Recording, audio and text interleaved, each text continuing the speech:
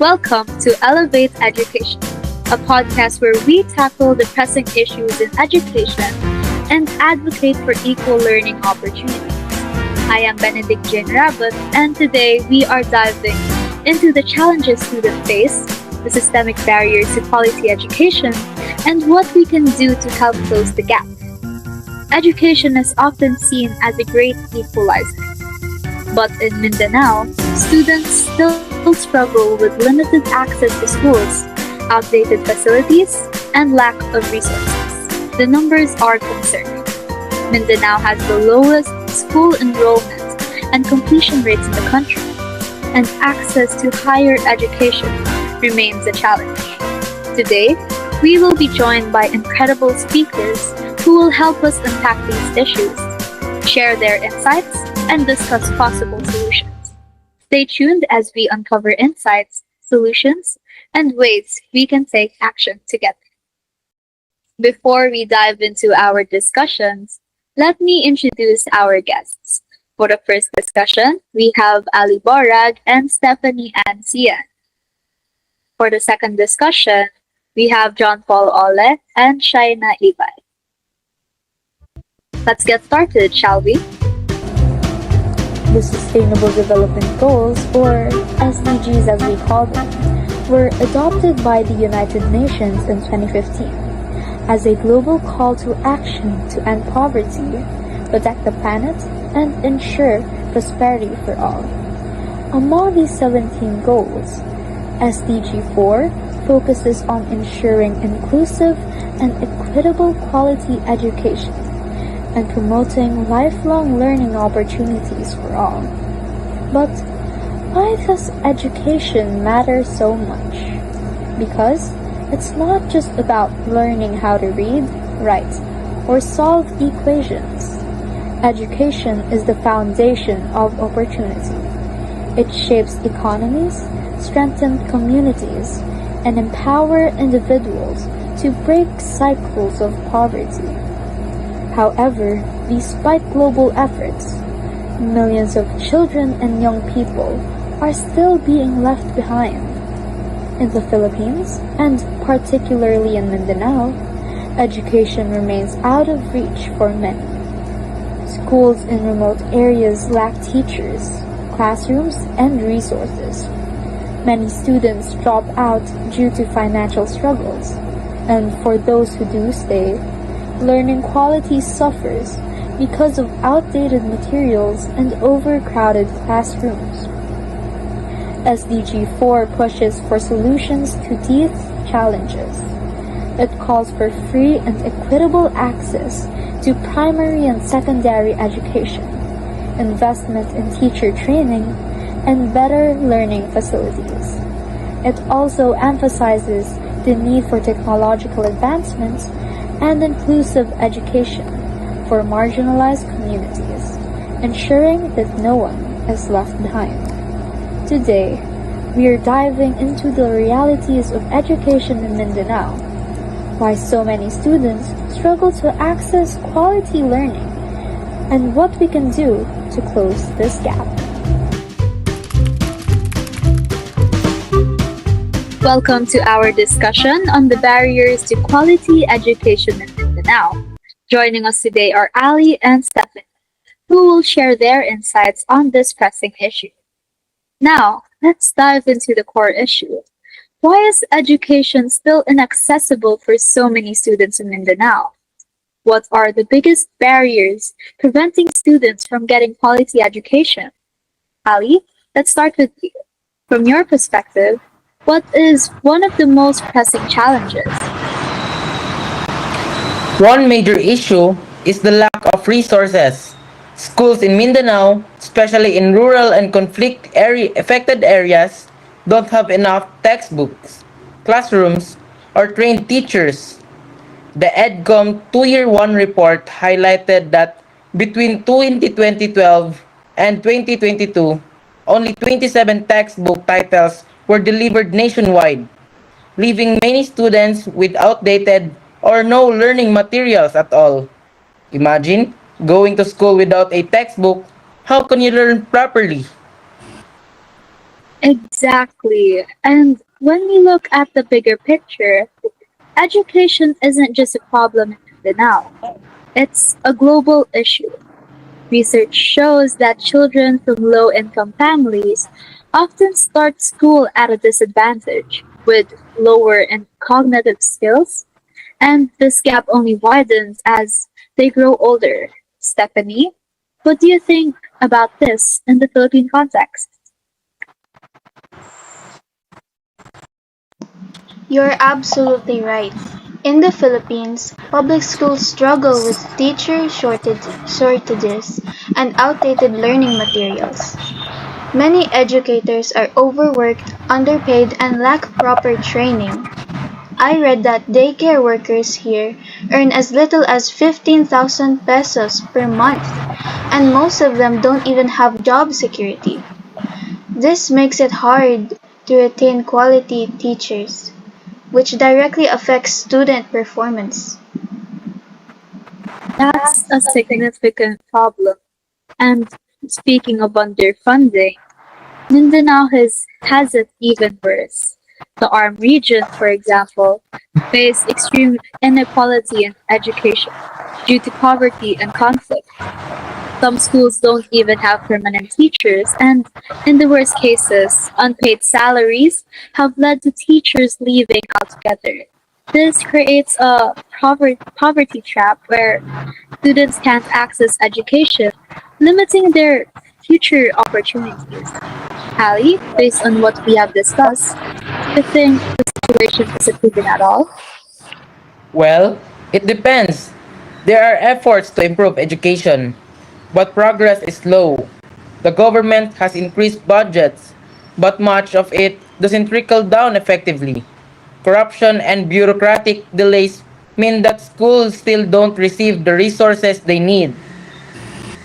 Okay, got it. But just to clarify, when you say efforts to improve education, are you referring mainly to government funding or do you mean other initiatives as well? Oh, I mean both. Government funding is one aspect, but there's are also NGOs and private groups stepping in to provide learning materials, teacher training, and scholarships. Thanks for clarifying that up. So, while there are efforts, we can see that many challenges remain. That wraps up our first discussion on barriers to quality education in Mindanao. Thank you, Stephanie and Ali. And let's shift our focus to the solution.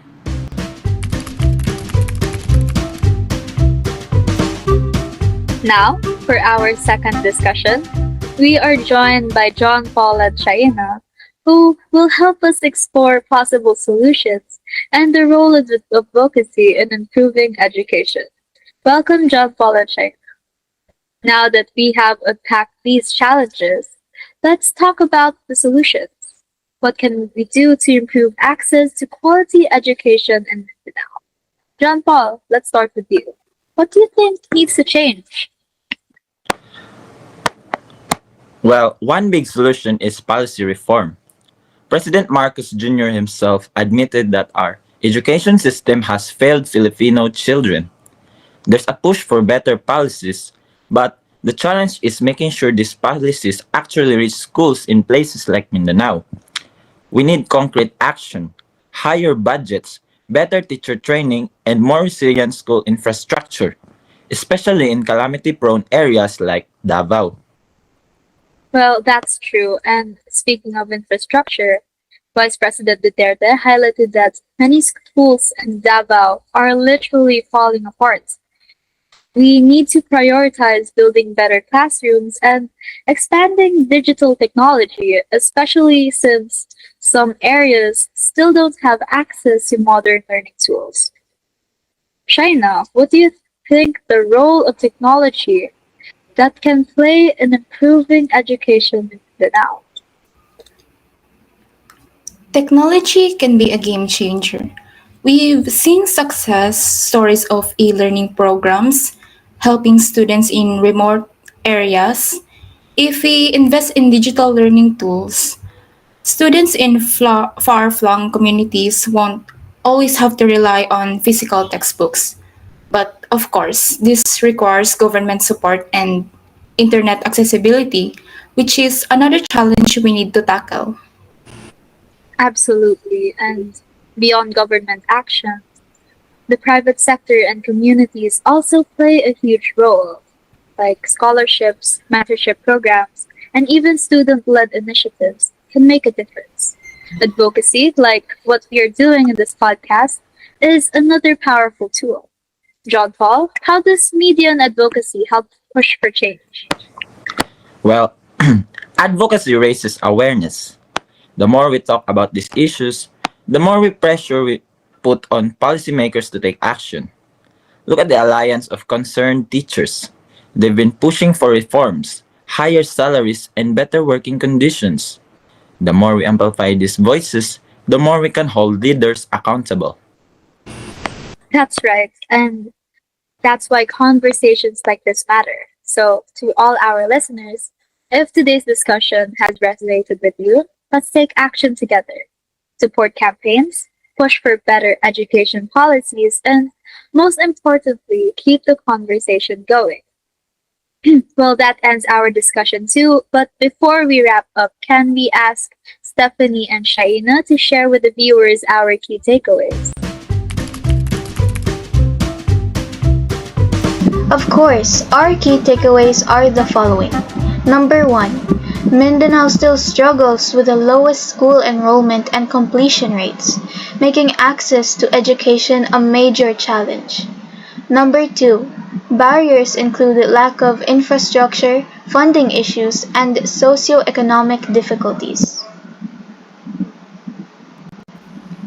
Additionally, there are solutions advocacy, policy reform, and community driven programs that help bridge the gap.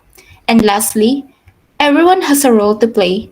Students, teachers, and even listeners like you can help push for change. Thank you, Stephanie and Shaina. And with that, let's wrap up today's episode. As we wrap up this episode, let's take a moment to reflect. Education is more than a system. It's a foundation for opportunity, growth, and change.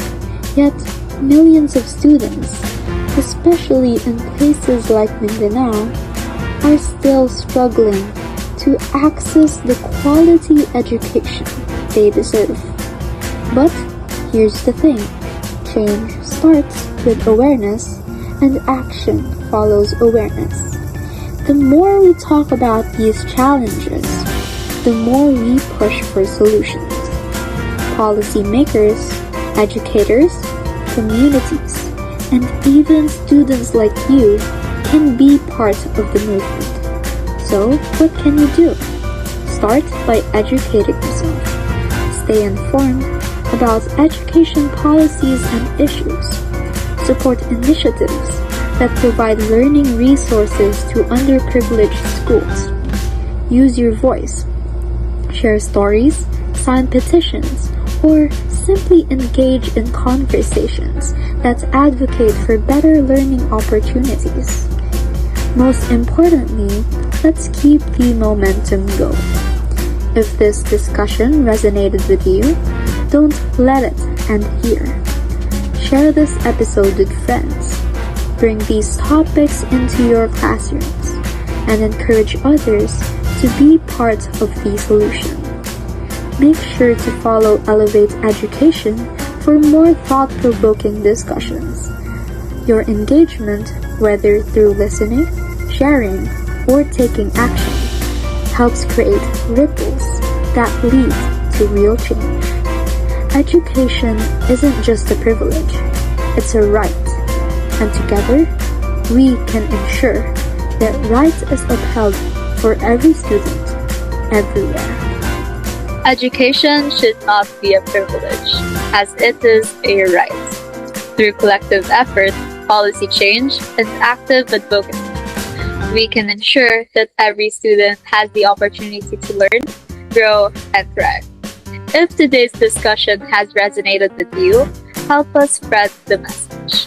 Follow us for more episodes, share this conversation, and be part of the movement for quality education for all. This has been Elevate Education, and we'll see you next time. Goodbye!